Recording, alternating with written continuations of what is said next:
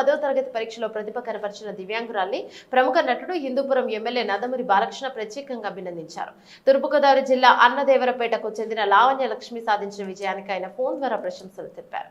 పూర్తిస్థాయి దివ్యాంగురాలైనప్పటికీ కూడా లావణ్య లక్ష్మి ఇటీవల వెలువడిన 10వ తరగతి ఫలితాల్లో 345 మార్కులతో ఉత్తీర్ణత సాధించింది. ఆమె కనబరిచిన అసాధారణ సంకల్ప బలం పలువురి ప్రశంసలు అందుకుంటుంది.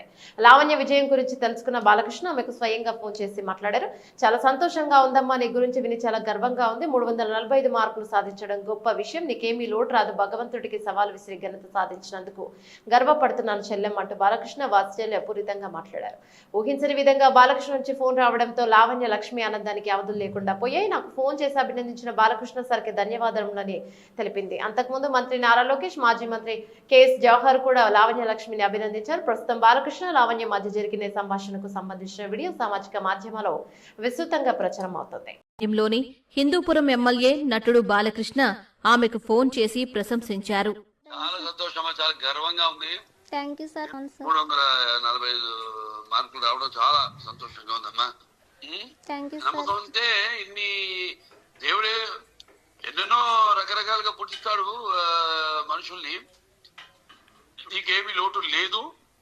భగవంతుడికి ఒక ఛాలెంజ్ విసిరి ఈ ఘనత సాధించడం అమ్మా చాలా గర్వంగా ఉంది చెల్లమ్మా.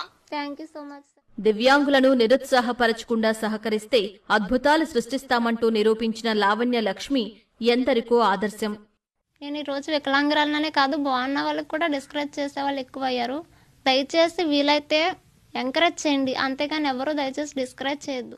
శరీరం ఏమాత్రం సహరించుకున్నా చదువుకోవాలన్న ఆకాంక్షను ఈ అమ్మాయి వీడలేదు. కుటుంబ సభ్యుల సహకారం, ప్రజాప్రతినిధి నిరంతర ప్రోత్సాహంతో 10వ తరగతిలో అద్భుతమైన విజయాన్ని సాధించింది. ఎందరికో స్ఫూర్తిగా నిలుస్తోంది లావణ్య లక్ష్మి. కెమెరామెన్ రమేష్తో సాయి కృష్ణ, ఈటీవీ న్యూస్.